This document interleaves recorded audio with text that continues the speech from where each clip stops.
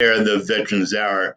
We're doing a very special podcast for you for the next couple of weeks, next couple of days. Yesterday, I was able to attend VFW 4709's candidates and constituents mix and mingle. A lot of candidates there, a lot of different positions or offices people are running for. I had the chance to be there as a member of the VFW, but I also let every candidate know that if they wanted to get their message out, that they can do so here on Veterans Air. I gave them 3 minutes apiece to introduce themselves, the office they're running for, and why you should vote for them. So for the next couple of weeks, excuse me, or days, or whenever I get to it, I'll be placing these videos online. Today, we're going to talk. No, we're not going to talk. Today, we're going to hear from Rufus Lopez. First up, he's running for the Texas Land Commissioner's position. He's a Republican. Dwayne Tipton is running for the Railroad Commissioner's position, and he also is a Republican. Morgan Latrell is running for Congressman, Texas District 8. Jonathan Houlihan, who we'll also hear from this week, is running for Congress, Texas District 8. And I think that'll be doing it for this particular show. Hopefully over the weekend I'll get some time and I'll put some more up. But each one of these segments is going to focus on 3-minute stump speeches, if you will, from the candidates of why you should vote for them. Early voting for this primary starts on Valentine's Day next week, and it runs through March 1st. So you'll have a chance, if you're a Republican, to go ahead and vote for these people in the primary. So if I do this right, following this, we'll start with Rufus Lopez running for Texas Land Commissioner. Okay. Good evening. I'm Rufus Lopez. I'm an attorney out of San Antonio, Texas, and I'm running for Texas Land Commissioner. This is the most important department, I believe, in the state of Texas. It was created in 1836, 9 months after the Alamo. The whole purpose of the department was to make sure that the soldiers that had fought for the Revolution had an opportunity to receive their pay in the form of land grants. Also, the original settlers that came over with Stephen F. Austin, it assured them that they would get the deeds that they had been promised following the Revolution. And to us that live in South Texas, for instance, I'm a 5th-generation Texan, and these were the landowners that had received their deeds from the King of Spain and from the Republic of Mexico. They needed to be assured that they would get their lands accredited and acknowledged. Now, the Texas Land Commissioner office is the umbrella for the Veterans Land Board of Texas. It finds all kinds of programs such as land purchases, home improvements, home purchasing for our veterans. It also makes sure that they have available the nursing home services. And sadly enough, in Texas, we only have 9 nursing homes for our veterans. My position as your next land commissioner will be that we're going to double the number of nursing homes for our veterans. Veterans are living longer. We also have only 6 cemeteries in this whole state of Texas, which consists of 268,000 square miles. That is a lot of property. Of course, makes us competitive with not the other states, but with the world. But so our veterans need to have access to the cemeteries, need to have access to the home loans, purchasing loans. We need to make sure that they're cared for. I, as your next land commissioner, will make sure that we double the size at least of our nursing homes. We increase the attendance. You have a long waiting list right now. I want to make sure that the cemeteries are spread clear across the state of Texas, and not only as they are in Dallas, Houston, San Antonio, Tyler. We need to make sure that they incorporate the areas of West Texas that is somewhat not recognized for purposes of these cemeteries. So I ask for your consideration. This is in addition to the position that this office maintains as the trustee for the permanent school fund for our students. We have 52 universities and colleges in Texas, and the permanent school fund is an office that the land commissioner oversees and makes sure that the monies are allocated to all 52 of our universities and colleges. Is that the three? I can continue. Thank you. He says I can continue. We have an additional portion of it, and that is our oil and gas industry. We have 13.5 million mineral acres and royalties in the Permian Basin alone that provides more than $1.6 billion for our permanent school fund. This is a fund that the land commissioner oversees. Make sure it is invested properly, make sure it is accounted for, and allocate the funds to our universities. We also have our Gulf of Mexico. We're all close to it here. We have the drilling that goes in. Right now, we have 1.6 billion that comes in from just the overseas drillings that we have. We've also received $411,000 just this year alone for the wind farms that we have beginning to create. So I want to thank you for listening to me. I hope you get a chance to vote for me on the Republican ticket, March the 1st, and absentee starts Valentine's Day. And I hope you'll consider me.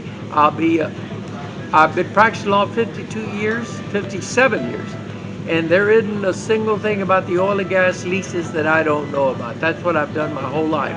Real estate, board certified in both residential and farm and ranch. And I want to thank you. Douglas tells me that my time is up, and I respect what he says. Thank you all very much. 1, 2, 3, go. Hi, my name is Dwayne Tipton. I'm running to be your next Railroad Commission. I don't know how much you know about the Railroad Commission, but it has absolutely nothing to do with railroads. It has to do with oil and gas in Texas, from exploration to it coming to your house. They also cover mine. A little bit about me. I've got 18 years in oil and gas. Speak up a little bit. I've got 18 years of experience in oil and gas. I started out as a roughneck, so I know how to work hard, what kind of dedication it takes to get the job done. You know, like I said, with hard work and dedication, I moved up through the ranks. One of my last positions, I was the subject matter expert for oil and gas for the largest oil and gas insurer in the world. So when it comes to oil and gas, I've either been boots on the ground doing the job, or I've been the guy that makes the recommendations to the operator to improve their operations. The reason I'm running is we need somebody on the Railroad Commission that has real oil and gas experience. And you know, my platform, it's really straightforward. It comes down to Texas families first, Texas energy first, and energy independence. And if you want to know what that means that with Texas families first, you know, how we'll tackle the problems that we need to tackle after Winter Storm Uri. I won't pass the buck and blame others. If I was the commissioner, we'd already have our critical path load done. We would make sure that we understand what our critical infrastructure is, that we have a set standard for natural gas producers' pipelines, so that when the next cold storm happens, we ensure that they are winterized effectively. And the final thing I'll do when it comes to Winter Storm Uri is that when the next storm is forecasted, I'd have a task force to go out and check the critical natural gas infrastructure to ensure that they're ready for the next winter storm. The last thing I'd like to talk to you about today when it comes to the Railroad Commission is how important this industry is. Last year they paid $15.8 billion to the state of Texas in both taxes and royalties. If you vote for me, you'll get a guy that knows the industry inside and out, and that will know how to make sure that operations are ran better for Texas, and that we maximize resources for all Texans. Thank you for your time, and this is Dwayne Tipton. Please vote for me. Outstanding. Thank you. Thank you. I get tripped up a little bit. You're live. Hello, my name is Morgan Latrell. I am a Montgomery County raised Texan, 5th generation. I attended Willis High School and graduated from Sam Houston State University. I'm a Bearcat. After I left Sam Houston State, I enlisted in the Navy. I served 14 years in the Navy SEAL teams. 8 as enlisted, 6 as a commissioned officer. After I left the Navy, I came home, got back into grad school, University of Texas at Dallas, where I studied applied cognition and neuroscience, focused on traumatic brain injury and veterans and first responders.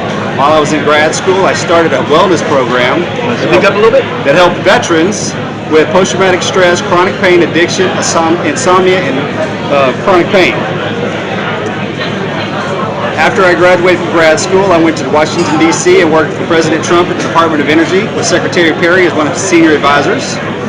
I started up 2 offices, the Office of Translational Research and Applied Analytics and the Office of Artificial Intelligence Technologies. I left the Department of Energy, attended the Harvard Business School, received my executive education in professional leadership development. I came back to Montgomery County. I started 2 businesses. I have 2 wonderful sons, a beautiful wife. I'm an adjunct professor at Sam Houston State University, and now I'm running for Congress in District 8. And I sure would appreciate your vote and your support. God bless. Only 2 minutes left. Talk That was only a minute? That was only a minute. Oh, wow. Anything else you want to tell us? I mean, we forgive you for being Navy, but you know. Yeah. Oh, yeah, I'm the Navy guy. As I said, I'm a 5th generation Texan. I'm Texas proud. My wife went into labor when we were stationed in Virginia. I put her in the truck and drove her to Texas to say, all right, baby girl, let it ride. So my sons are 6th generation Texan. I love my state more than anything. I say, if you crack my chest open, my heart is in the shape of Texas, red, white, and blue. I'm fighting for our country once again. Looks like I'm going to fight for my state I fought in 2 wars, and I was blessed to fight with some of the best men and women the world's ever known. I'm a God-fearing man, and I'm looking forward to the challenges. I've been through a lot of adversity in my life, and this is no different. I think in Washington, D.C., we need somebody that can take the pressures and the stresses of politics, but we also need somebody that can apply the pressure. And I've been applying the pressure for my entire adult life, and I'm happy to do that again for all of us down here. God bless. And you're live. Hey, good afternoon. My name is Jonathan Houlihan. I'm running for Texas Congressional District 8. I'm a veteran. I grew up in Montgomery County in Texas Congressional District 8. I joined the Navy JAG Corps out of law school, which is a uniformed attorney in the Navy. I was an officer. I spent 13 years on active duty. In the course of those 13 years, I deployed to Iraq with the Marine Corps with 2MEF. I deployed to Afghanistan with the Navy SEAL teams. I was part of the Special Operations Task Force. I was the legal advisor to the East Coast Based SEAL teams. I was also the legal advisor to the Blue Angels, and I worked in CENTCOM AOR for a Special Operations Unit. I'm still in the Navy as a commander in the reserves. I moved back home to Montgomery County. As most of the veterans know out there, most that served on active duty, 5 schools in 7 years was a little too much for the wife and the 3 kids, so we decided to come back home. I'm running for Congress because we're losing our liberty in this country. I also, now at a law firm, I represent some of America's frontline doctors, including Dr. Stella Emanuel. And we're at a point in this country where the bureaucrats and the unaccountable and unelected officials are crushing our individual liberty. The government continues to grow. It continues to grow towards a tyranny where we're not having the choices we have with our economic liberty, with the debt, our medical liberty, with the medical choices we have, our individual liberty, our right to bear arms. Across the board, we see a continued centralization of the government, and it's completely inconsistent with our founding document, the Constitution.